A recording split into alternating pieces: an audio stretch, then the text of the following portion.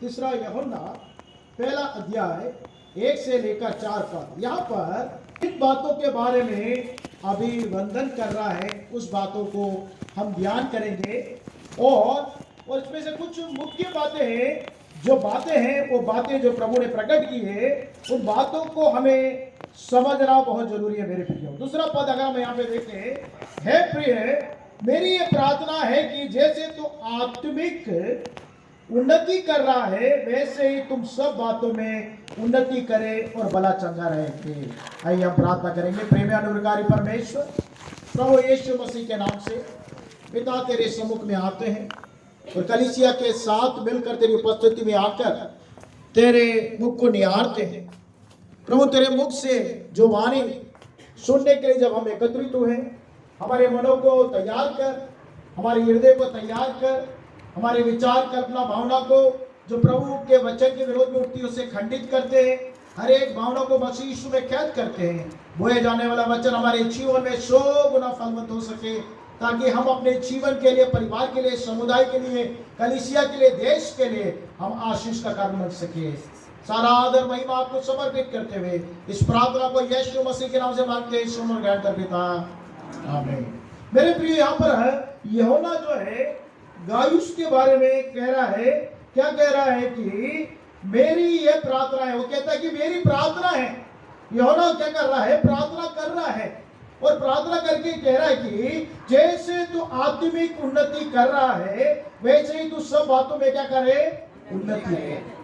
परमेश्वर अपने दास के माध्यम से जो पत्री हमको सौंपी गई है उसके माध्यम से प्रभु चाहता है कि हम जैसे आत्मिक उन्नति प्रत्येक दिन कर रहे हैं वैसे ही हम लोग क्या करें? सब बातों में उन्नति करें।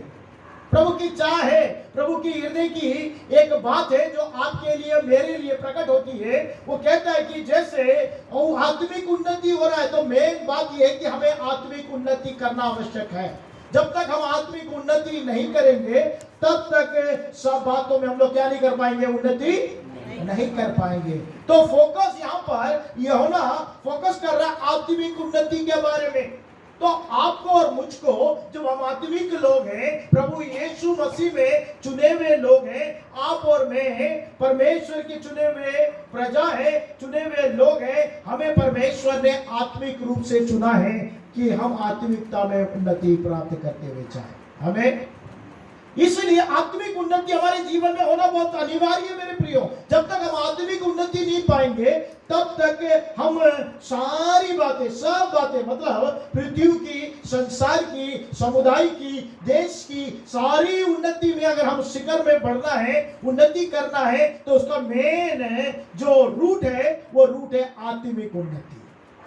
पेड़ को अगर हम ऊपर के पेड़ को देखते हैं कि हरा भरा है, उसमें फलवंत है, लेकिन मेरे प्रियो वो पेड़ फलवंत होने के लिए, हरा भरा होने के लिए, उसमें फल लगने के लिए मेन जो रूट कॉज है वो रूट है, वो जड़ है। जब तक जड़ सही नहीं रहेगा तब तक पौधा हो, पेड़ हो, अच्छा फलवंत नहीं होगा, बढ़ेगा नहीं, हरियाली उसमें नहीं रहेगी, हरा भरा नहीं रहेगा, उसमें से फल नहीं आएगा।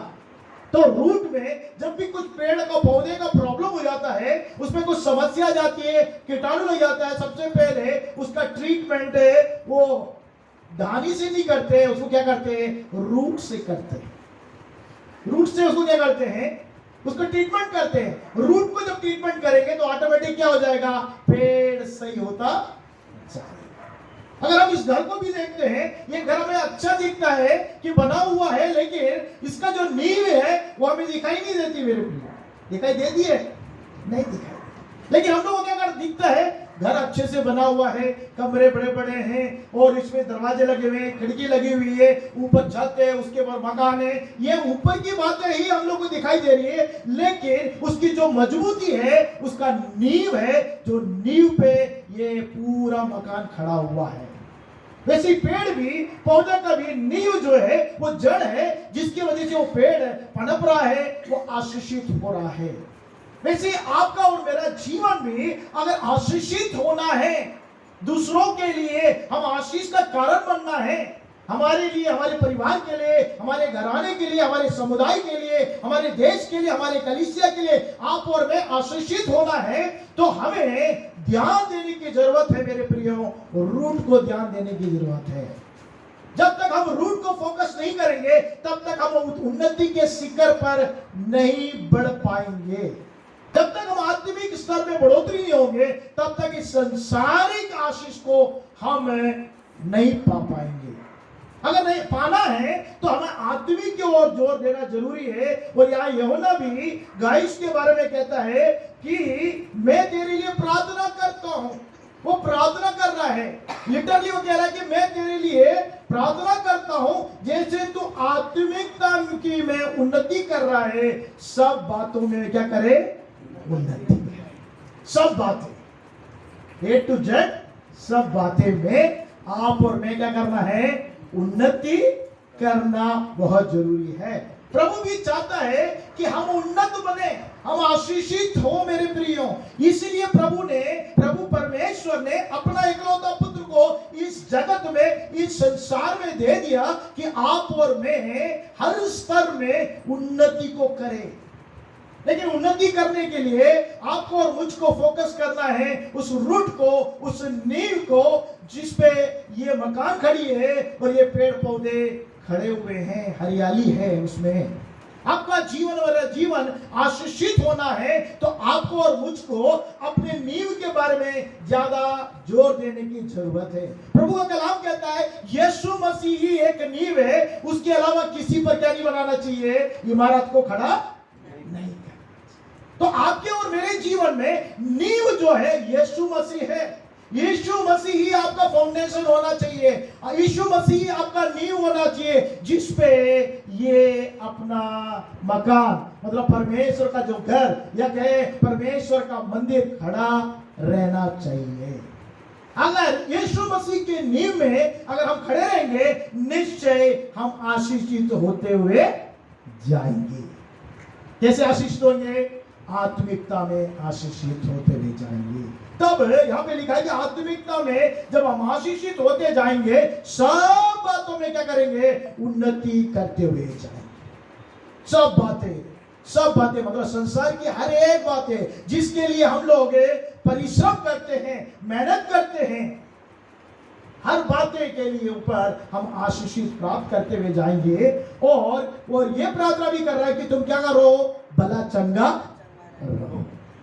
जब हम अवश्य मतलब बीमारी हमारे अंदर में आती है, तो हमको कुछ सिकनेस आ जाता है, दुर्बलता आ जाती है, तो हमको क्या लगता है, सब कुछ हिलने जैसे लगता है, परिस्थिति बदलने जैसी लगती है। वो चाहता है कि गाइस जो है, जैसे तू आत्मिकता में उन्नति कर रहा है, सब बातें में उन्नति कर रहा है, उन्नति के साथ साथ तू स्वस्थ रहना चाहता हो, तो भला चंगा रहना मैं चाहता हूं। प्रभु भी अपने चेले के द्वारा जो पत्री लिखवाई, वो भी चाहता है कि आप और मैं आत्मिकता में उन्नति करते हुए, सब बातों में उन्नति करते हुए और स्वस्थ जीवन जिए। आज के दिनों में स्वस्थ जीवन जीना लाखों करोड़ों रुपए से भी उन्नत बातें हैं। क्योंकि बीते दिनों में हमने देखा कोरोना में कितने लोग लाखों करोड़ों रुपए खर्च करने के बाद भी अपने आप को क्या नहीं कर पा रहे, स्वस्थ नहीं कर पा रहे। हमें परमेश्वर का धन्यवाद करना चाहिए कि परमेश्वर ने आपको और मुझको अच्छा स्वस्थ रखा है, स्वस्थ जीवन दिया है, अच्छी आरोग्यता दी है कि हम स्वस्थता से इस संसार में, इस जगत में पाए जाते हैं। उसके हमें क्या करना चाहिए, परमेश्वर का धन्यवाद करना चाहिए कि आपको और मुझको परमेश्वर ने स्वस्थ रखा। कितने हमारे प्रिय जन हैं जो इस संसार को ही छोड़ के चले गए, कितने संघर्ष उन लोगों ने किए स्वस्थता के लिए, आरोग्यता के लिए, लेकिन कुछ भी पैसा, धन दौलत किसी काम का नहीं आया। लेकिन प्रभु ने आपको और मुझको जो प्राण दिया है, उसको हम धन्यवाद करना है, क्योंकि परमेश्वर ने हमें स्वस्थ जीवन दिया है। हम पढ़ेंगे भजन संगीता निकाल लेंगे, भजन संगीता 150 का 6 हम निकालेंगे। भजन संगीता 150 का 6 पद को हम पढ़ेंगे।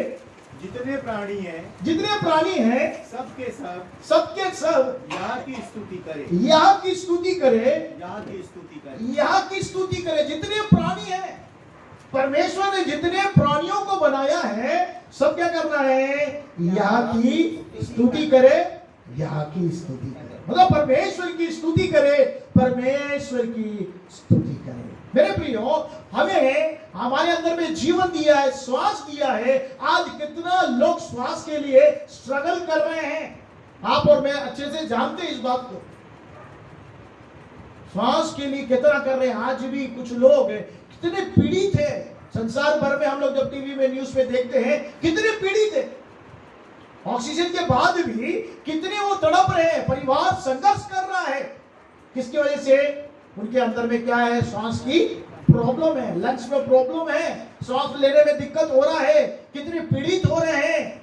सब कुछ बेचने के लिए, सब कुछ करने के लिए वो तैयार है, लेकिन आप और मैं प्रभु का धन्यवाद करना चाहिए कि परमेश्वर ने आपको और मुझको क्या दिया है? सांस दी है, जीवन दिया है। तो यहां पे लिखा है कि सब प्राणी क्या करे? परमेश्वर का क्या करे? धन्यवाद करे, क्योंकि उसने हमें बनाया है और हमें जीवन में सांस दिया है। इसलिए हम प्रभु का क्या करना चाहिए? धन्यवाद करना चाहिए। आगे अगर हम देखें भजन संहिता 142 का 7वां पद भी पढ़ लेंगे। भजन संहिता 142 का 7वां पद भी अगर हम निकाल के पढ़े हैं। भजन संहिता मुझको बंदीगृह से निकाल, मुझको बंदीगृह से निकाल, कि मैं तेरे नाम का धन्यवाद करूं, मैं तेरे नाम का धन्यवाद करूं। धर्मी लोग मेरे चारों ओर, धर्मी लोग मेरे चारों ओर आएंगे, क्योंकि तू मेरा उपकार करेगा, क्योंकि तू मेरा उपकार करेगा। अगर आपका और मेरा प्राण या आत्मा बंदीगृह में रहेगा या हम बीमारी में झगड़े में रहेंगे, तो कैसे हम धन्यवाद करेंगे? कैसे हम स्तुति कर पाएंगे? यहाँ पे लिखा है कि मुझको बंदीगृह से निकाल, तो मैं तेरे नाम का क्या करूंगा? धन्यवाद करूंगा। अगर हम शरीर में पीड़ित हैं, अगर हम दुखित हैं या कष्ट में हैं, परेशानी में हैं, दिक्कत में हैं, तकलीफ में हैं, तो हम एक प्रकार के बंदीगृह में हैं, बंधे हुए हैं, जकड़े हुए हैं। आप और मैं अगर बीमार हैं, पलंग में लेटे हुए हैं, जो सेवा कर रहे हैं वो अकेले नहीं, आप और मैं जो पीड़ित हैं, सबसे ज्यादा तकलीफ में है, एक बंदीगृह में बंधे हुए स्थिति में पाए जाते हैं। जैसे एक तोता पिंजरे में बंद हुआ है, उसको सब कुछ मिल रहा है, लेकिन उसको क्या नहीं है? आजादी नहीं है। तो उसको आजादी चाहिए, तो उसको पिंजरे को निकालो तो क्या करता है? वो आजाद से क्या करता है? उड़ने लगता है। उसको आजादी बहुत पसंद है, उसको बराबर भोजन मिल रहा वो पसंद नहीं है, आजादी वो चाहता है। वैसे मेरे प्रियो, हम स्वस्थ रहना आप और मैं चाहते हैं कि हम स्वस्थ रहे, आरोग्यता से रहें। इसलिए प्रभु, अगर मैं ऐसी बंदीगृह में चला गया हूं तो मुझे क्या कर? दाऊद कहता है कि क्या क्या कर? मुझे निकाल दे, ताकि मैं क्या करूं? धन्यवाद कर सकूं। जब तक मैं बंदीगृह में रहूंगा, धन्यवाद नहीं कर पाऊंगा, क्योंकि मैं जकड़ा गया हूं, मैं पीड़ित हूं, मैं तकलीफ में हूं, मैं कष्ट में हूं। हो सकता है हम शारीरिक रीति से पीड़ित ना हो, लेकिन हम मानसिक रीति से अगर हम पीड़ित हैं, वो भी एक पीड़ा है, वो भी एक बंदीगृह है मेरे प्रियो। वो बंदीगृह में जकड़े गए हुए हैं हम लोग, वो मानसिक उत्पीड़न से पीड़ित हैं और बंधे हुए, जकड़े हुए हैं। तो दाऊद कहता है कि उसमें से क्या कर? मुझे निकाल दे, ताकि मैं क्या करूं? तेरा धन्यवाद कर सकूं। कब हम धन्यवाद कर पाएंगे? कब हम स्तुति कर पाएंगे? जब हम बंदीगृह से छुड़ाए जाएंगे, तो हम धन्यवाद करेंगे, उसकी स्तुति करेंगे, उसकी हम प्रशंसा कर पाएंगे मेरे प्रियो। तो इसलिए हमें क्या करना पड़ेगा? बंदीगृह से निकलने की जरूरत है। हमें भले चंगे रहना है, मानसिक रीति से स्वस्थता से रहना है। परमेश्वर चाहता है कि आत्मिक रीति से जैसे तू उन्नति कर रहा है, सब बातों में तू उन्नति कर, साथ में तू स्वस्थ भी रहे, भला चंगा भी रहे। अगर भला चंगा अगर हम नहीं रहेंगे, सब बातें हमारे पास होने के बाद भी सब क्या है? व्यर्थ की बात है। लाखों करोड़ों रुपए धन संपत्ति हमारे पास होने के बाद हमारे शरीर में आरोग्यता नहीं है, हमारे मन में शांति नहीं है, रात में अगर हम सोते हमें नींद नहीं आता, तो सब कुछ क्या है? व्यर्थ है। चारपाई में लेटे तो तुरंत हमें क्या आ जाना चाहिए? नींद आ जाना चाहिए। सबसे सुखी व्यक्ति वही है, चाहे वो चटाई पे लेटे, जमीन पे लेटे, और लेटी उसको क्या मिल जाना चाहिए? नींद आ जाना चाहिए। तो वही सबसे ज्यादा धनी व्यक्ति है। क्योंकि सब होने के बाद भी अगर मुझे नींद ना आए, मुझे तकलीफ रहे, मैं कष्ट में रहूं, मैं उत्पीड़न में रहूं, तो मेरे लिए सब कुछ व्यर्थ की बात है। प्रभु चाहता है उन सारे बंदीगृह से परमेश्वर हमें छुड़ाना चाहता है, और चाहता है कि हम उसमें से निकले। कैसे निकलेंगे? उसके लिए हम निकालेंगे नीति वचन 29वां अध्याय 25वां पद है, उसमें उन बातों का उल्लेख दिया गया है। दूसरी बातों को मैं पढ़ता हूँ। 29 का 25वां पद में लिखा है, जो यहोवा पे भरोसा रखता है उसका स्थान ऊंचा किया जाता है। कब आपका स्थान ऊंचा किया जाएगा? जब आप परमेश्वर पर भरोसा रखें। आपका भरोसा परमेश्वर पर होना चाहिए। प्रभु कल मेरी सारी बातें, सारी जरूरतें देख लेगा। अगर आपके मन में यह बात है, आप चारपाई में लेटते ही आपको क्या आ जाएगा? अच्छे से नींद नहीं आने का। जब तक हमारा मन शांत नहीं होता, पीस नहीं होता, तब तक हमें क्या नहीं आती? चारपाई में लेटेंगे तो भी क्या नहीं आएगा? नींद नहीं आएगा। बहुत सी बातों का अगर आप विचार करते रहेंगे तो आपको और मुझको क्या नहीं आएगा? नींद नहीं आएगा। नींद कब आएगा? जो ये विचार में ये बात आएगा कि मैं परमेश्वर, यहोवा परमेश्वर पर भरोसा रखता हूं, वो क्या करेगा? सब कुछ देख लेगा, मुझे ऊंचे स्थानों में रखेगा। कल की बातें मुझे चिंता करने की जरूरत नहीं है, कल के बारे में सोचने की जरूरत नहीं है, स्ट्रगल करने की जरूरत नहीं है। अगर हम परमेश्वर का धन्यवाद करके, उस पर भरोसा करके, अपने जीवन को प्रभु के हाथों में समर्पित करके चारपाई पे लेटेंगे तो क्या आएगा? अच्छे से नींद आ जाएगी। हमारा भरोसा परमेश्वर पर होना अति आवश्यक है मेरे प्रियो। हमारा भरोसा उस पर होने के लिए हमारा उस पर एक विश्वास होना जरूरी है। उस पर क्या होना चाहिए? विश्वास होना चाहिए। किस पर होना चाहिए? परमेश्वर पर। उस पर भरोसा होना चाहिए, उस पर विश्वास होना चाहिए। वो मुझे आत्मिक उन्नति भी देगा, सब बातें में भी उन्नति देगा, और मुझे भला चंगा भी रखेगा। उससे सब कुछ हो सकता है, मुझसे कुछ नहीं हो सकता, उससे सब कुछ हो सकता है। प्रभु यीशु मसीह ने कहा, विश्वास करने वाले के लिए सब कुछ संभव है। अगर हम विश्वास करते हैं कि परमेश्वर मेरे लिए सब कुछ कर सकता है, तो हमारा सब बातें संभव हो जाएगा मेरे प्रियो। लेकिन हमारा भरोसा किस पे होना चाहिए? प्रभु परमेश्वर पर। वही हमें आत्मिक उन्नति दे सकता है, और साथ में संसार की सारी जो उन्नति का शिखर है, जिसमें हम शिखर में बढ़ना चाहते हैं, वो सब बातों में उन्नति करेगा, और हमें बल चंगा भी। अगर ये एक और प्रकार का एक विश्वास है, उसमें जो पहला पद हम देखते हैं 29 के अध्याय के 25वें पद में, नीति वचन 29 के 25 में हम पढ़ते हैं, वहां पे लिखा है, मनुष्य का भय खाना फंदा हो जाता है। एक और भय है, वो क्या कर सकता है? फंदा के रूप में बन जाता है। किस प्रकार का भय है वो? मनुष्य का भय। अगर मनुष्य का आपको और मुझके, मेरे ऊपर मनुष्य का अगर भय रहेगा, तो वो मेरे लिए और आपके लिए क्या बन सकता है? फंदा बन सकता है। फंदा में फंस गए तो निकलना क्या होता है? मुश्किल। चिड़िया पकड़ने वाला क्या करता है? जाल बिछाता है और दाने डालता है, ताकि चिड़िया आके क्या करे? उस जाल में आके बैठे दाने खाने के लिए, और वो क्या हो जाए? उसमें। शैतान भी ऐसे बहुत से फंदे रखे हुए हैं, जिसमें आपको और मुझको ट्रैप करना चाहता है, पकड़ना चाहता है। उसको लालसा अभिलाषा देकर हमें फंसाना चाहता है। शैतान भी चाहता है मेरे प्रिय, बहुत सी लालच देकर, लालसा देकर, अभिलाषा देकर आपको मुझको ट्रैप करना चाहता है। अगर घर में अगर चूहा पकड़ना है, तो हम लोग क्या करते हैं? चूहा पकड़ने के लिए चूहा को जो पसंद है वो आइटम को हम लोग क्या करते हैं? उसमें लगा देते हैं, तो वो क्या करता है? वो ट्रैप में आता है उसको खाने के लिए, और वो चूहा क्या करता है? उस ट्रैप में वैसे ही एक ट्रैप है, यहाँ पर देख रहे हैं कि मनुष्य का जो भय खाना है वो फंदा हो सकता है, फंदा में फंस जाता है। तो मनुष्य का भय हमारे अंदर में नहीं होना चाहिए। किसका भय होना चाहिए? परमेश्वर का भय होना चाहिए। मनुष्य के भय से भय हमें फंदा के रूप में फंसा सकता है, और मनुष्य का जो भय है हमें भगा सकता है, दौड़ा सकता है, और रात में हमारे नींद को भी चुरा सकता है, हमारी शरीर के स्वास्थ्य को भी चुरा सकता है। उसका भय नहीं होना चाहिए। किसका भय होना चाहिए?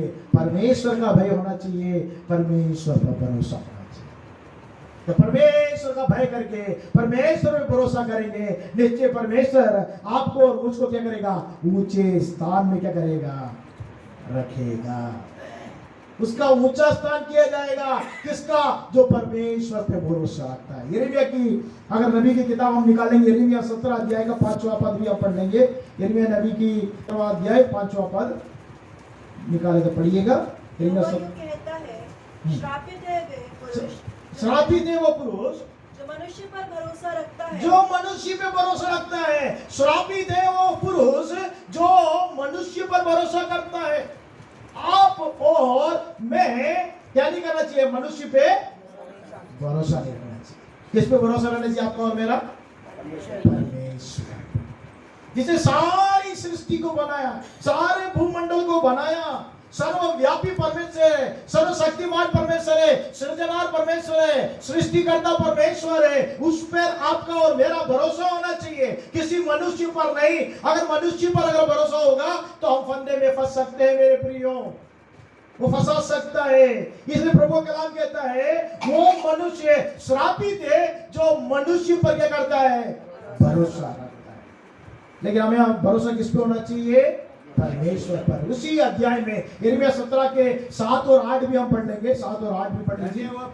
धन्य है वो पुरुष जो यहोवा पर भरोसा रखता जो है, यहोवा पे भरोसा रखता है, जिसने परमेश्वर को अपना आधार जिसने अपने परमेश्वर को अपना आधार माना हो, वह उस वृक्ष के समान वो हो उस वृक्ष के समान है जो नदी के किनारे लगा हो। जो नदी के किनारे लगाया गया है।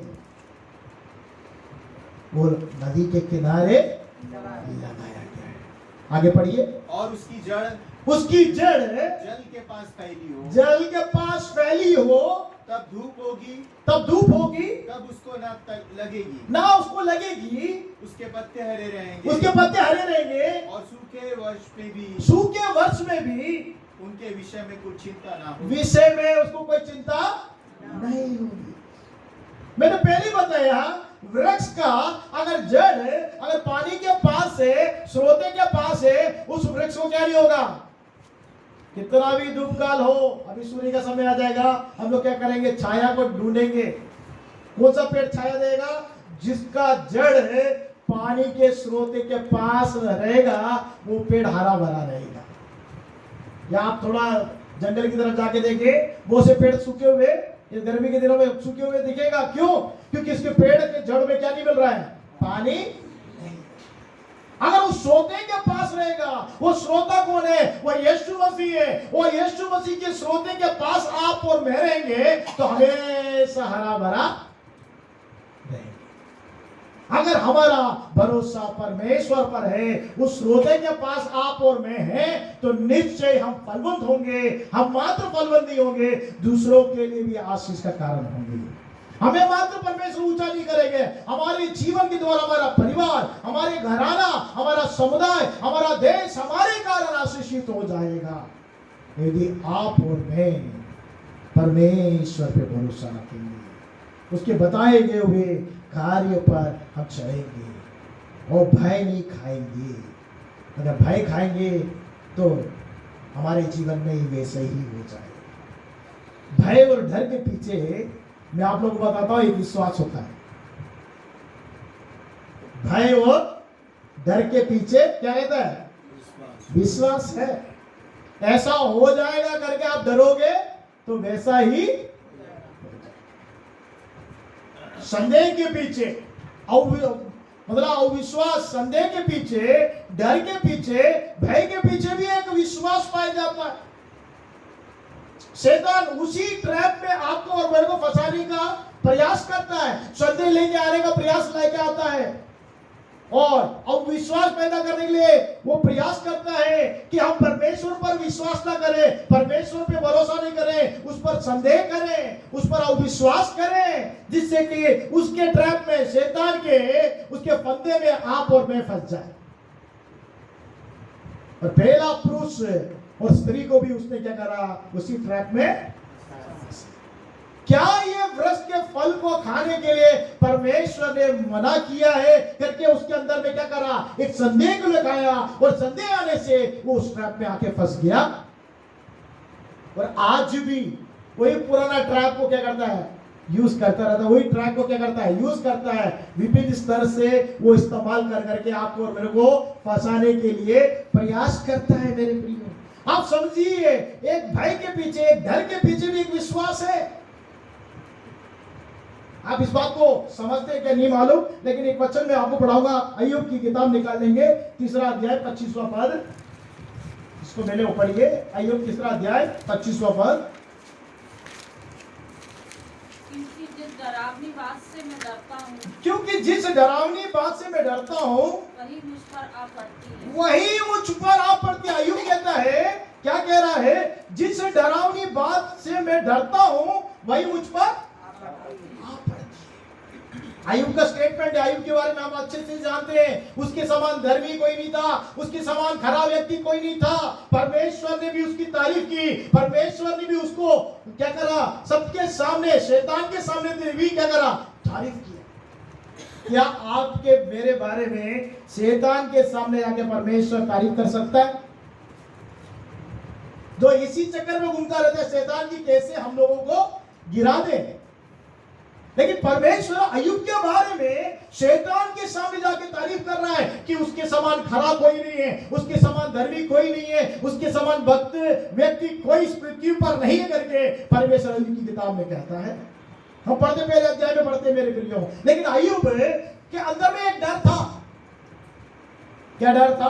कह रहा है, जिस डरावनी बात से मैं डरता था वही मुझ पर आ पड़ती है। और आगे लिखा है, और जिस बात से मैं भय खाता था वही मुझ पर आ जाती। उसने भय खाया, वही बात उसके जीवन में गड़ गई। वो डरता था, वही बात उसके जीवन में आ पड़ी। आपके अंदर में वो डर कभी भी नहीं आना चाहिए। शैतान आपको और मुझको डराने की कोशिश करता है, भय दिखाकर, संसार की सारे भय को दिखाकर, मनुष्य का भय दिखाकर, शैतान अंधकार का भय दिखाकर, फ्यूचर के बारे में, भविष्य के बारे में भय दिखाकर, आपके जीवन, आपके बच्चों के बारे में दिखाकर वो भय आपके अंदर में पैदा करना चाहता है कि आप उस भय के कारण वैसी आपके जीवन में हो जाए। वो भय को आप और मैं क्या करना नहीं है, स्थान नहीं देना है। जैसे ही भय आएगा, डर आएगा, आपको बोलना है, यीशु मसीह के नाम से सारे भय की आत्मा को, डर की आत्मा को मैं भगाता हूं, निकलने की आज्ञा देता हूं। आप 2-3 बार बोल के देखिए, आपके अंदर का जो भय है, आपके अंदर का जो डर है, वो सब क्या हो जाएगा, चला जाएगा। शैतान डराने के लिए आता है। शैतान 1 नंबर का चोर है। वो चोरी करने के लिए, घात करने के लिए, नष्ट करने के लिए आता है, और किसी वजह से नहीं आता। क्या चोरी करने आ रहा है? आपके विश्वास को चोरी करने के लिए आ रहा है। क्या चोरी करने आ रहा है? आपका भरोसा को चोरी करने आ रहा है। आपका भरोसा जो परमेश्वर पर है, आपका भरोसा, विश्वास जो परमेश्वर पर है, उसको चुराने के लिए वो प्रयास कर रहा है, जिससे आप अपना विश्वास को खो दे, अपने भरोसा को। जब आपके अंदर से विश्वास चला जाएगा तो आप परमेश्वर पे भरोसा कर पाएंगे, विश्वास कर पाएंगे? बोलिए, कर पाएंगे? नहीं कर पाएंगे। वो चाहता है कि वो हमारे अंदर का विश्वास को चुरा ले, हमारे विश्वास को घात कर दे, हमारे विश्वास को नष्ट कर दे, जिससे कि हम परमेश्वर से विमुख होकर उसके पास आ जाए। ये भय की बात किसके अंदर में थी? अय्यूब के अंदर में भी थी। हम देखते हैं, और जिस बातों के लिए वो डरता था वही मुझ पर आ गया, और जिसका भय खाता था वही मुझ पर। तो भय के पीछे, डर के पीछे एक विश्वास है मेरे प्रियो। बेटा, देख के जाना, कहीं गिर के नहीं आना करके अगर हम बोलते हैं तो क्या हो रहा है? देख के जाना बोलना अच्छी बात है, बच्चों को हम लोग जब भेजते हैं बाहर, क्या बोलना चाहिए? देख के जा बेटा करके बोलना अच्छी बात है। देख के जा, कहीं गिर के नहीं आना। अगर हम बोल के भेजेंगे तो क्या करेगा? जाके गिर के आएगा, बोलेगा मम्मी मैं गिर गया करके बोलेगा। बोलता है कि नहीं? हम लोग ऐसा स्टेटमेंट कभी नहीं देना चाहिए, क्योंकि हमारे जीव में जीवन और मृत्यु हमारे जीव में पाया जाता सामर्थ्य है। हम विश्वासी लोग हैं, विश्वास की बातों को अगर हम उल्लेख करते हैं, निश्चय हमारे बच्चे लोग भी उस विश्वास में स्तर में बढ़ेंगे। हम उस ऊंचे स्तर पर खड़े होंगे मेरे प्रियो। हमने देखा कि यहाँ पर हम पढ़ते हैं कि जो यहोवा पे भरोसा करता है, रखता है, उसका स्थान क्या किया जाएगा? ऊंचा किया जाएगा। यूहन्ना भी गई से कहता है, जैसे तो आत्मिकता में उन्नति कर रहा है, सब बातों में तो क्या कर?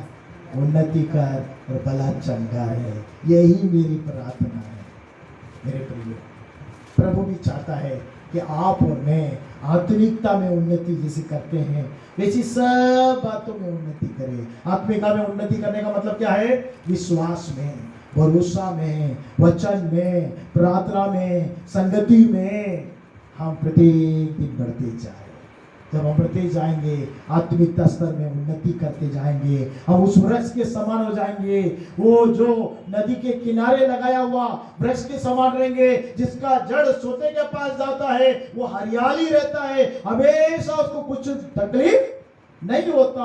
कैसी भी परिस्थिति आ जाएगा, अगर आपका भरोसा, आपका विश्वास मसीह यीशु पर है, उसके सोते पे आपका जड़ लगा हुआ है, तो निश्चय कैसी भी परिस्थिति आ जाए, आपको क्या नहीं होगा? कुछ भी असर नहीं होगा। परमेश्वर चाहता है कि आप और मैं भरोसा, परमेश्वर पे भरोसा करकर उस स्थान को प्राप्त करें। आइए अपने आप को बंधन करें, प्रभु से प्रार्थना करें। आज के दिनों में बहुत सी बातों को हम सीखते हुए आ रहे हैं। प्रभु के वचनों के माध्यम से गहरी बातों को परमेश्वर प्रकट कर रहा है। तीसरा यूहन्ना में हमने पढ़ा, क्या पढ़ा कि मेरे प्रियो? तीसरा यूहन्ना में पढ़ा गई उसके बारे में प्रभु परमेश्वर कहता है कि जैसे तो आत्मिकता में उन्नति कर रहा है, वैसे सब बातों में उन्नति कर और तो भला चंगा रहे। और परमेश्वर चाहता है कि हम भला चंगा रहे और सब बातों में उन्नति करें, जैसे आत्मिकता में उन्नति करते हैं। प्रभु चाहता है कि हमारा भरोसा परमेश्वर पर है। इस तीसरे माह में जब प्रवेश किए हैं, 2 महीने तक परमेश्वर ने आपको और मुझको संभाल के रखा, अपनी आंखों के पुतली के समान संभाल के रखा। इस तीसरे माह के पहले दिन में, इस शाम के ठंडी वेला में जब हम प्रभु के उपस्थिति में आए हैं, तो प्रभु का कलाम कहता है, जैसे तुम आत्मिकता में उन्नति करते हो, इस सब बातों में उन्नति करो। जो यहोवा पे भरोसा रखता है वो ऊंचा किया जाएगा करके परमेश्वर आपके लिए, मेरे लिए प्रतिज्ञा बांधता है।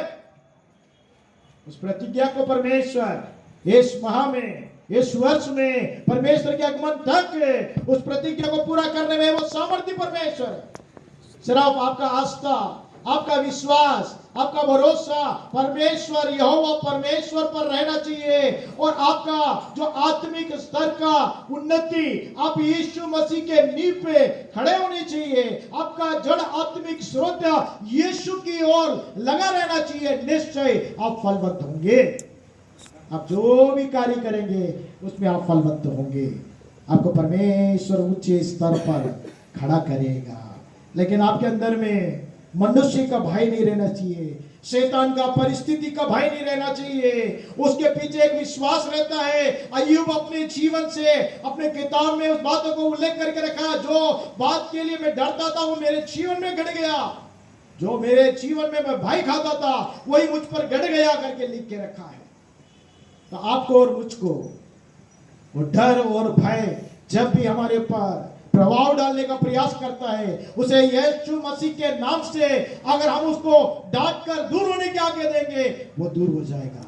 क्योंकि स्वर्ग और पृथ्वी, आकाश और पृथ्वी में यीशु मसीह का नाम को परमेश्वर ने सर्वप्रथम नाम दिया है कि हर एक घुटना उसके सामने टिकेगा और एक जुबान अंगीकार करेगी कि यीशु ही प्रभु है। तो अगर हम डर और भय की आत्मा को हमारे अंदर से डांटेंगे और उसको यीशु के नाम से बोलेंगे कि हमारे अंदर से निकल जा, तो निश्चय हम पर प्रभाव नहीं डाल पाएगा। हम परमेश्वर में भरोसा कर कर उस उन्नति शिखर पर बढ़ते जाएंगे। प्रेमी अनुग्रहकारी परमेश्वर, तेरे कलाम से आपने हमसे बोला और बातचीत किया।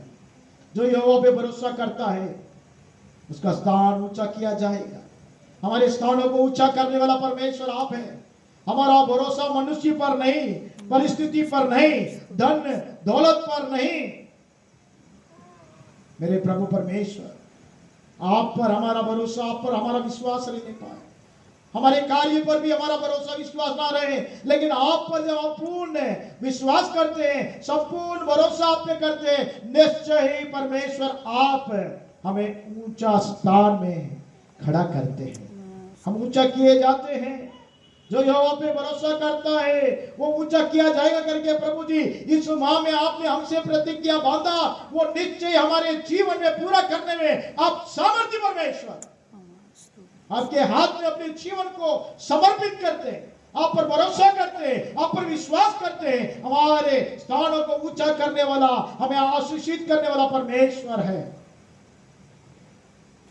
हमारी भी यही प्रार्थना है मेरे प्रभु जी, जैसे हम आत्मिकता में उन्नति प्राप्त करते हैं वैसे सब बातों में उन्नति प्राप्त करें और भले चंगे रहे। इस परिवार के लिए, आए हुए तेरे प्रियजन के लिए, जितने प्रियजन सुन रहे हैं उन सबके लिए हम प्रार्थना करते हैं कि वे भला चंगा रहे। जैसे वे आत्मिकता में उन्नति प्राप्त करते हैं, सब बातों में उन्नति को प्राप्त कर सके और उनका भरोसा यहोवा परमेश्वर पर बना रहे, ताकि वे ऊंचे किए जाए। सारे आशीष के श्रोता यीशु मसीह के नाम से आए हुए तेरे प्रियजनों को ब्लेस करते, इस परिवार को ब्लेस करते, कलीसिया को ब्लेस करते, हर एक उन्नति की शिखर में वो बढ़ सके और तेरे नाम की महिमा के लिए जीत सके। सारा आदर महिमा आपको समर्पित करते हुए इस प्रार्थना को यीशु मसीह के नाम से मांगते, सुन और ग्रहण कर पिता, आमीन।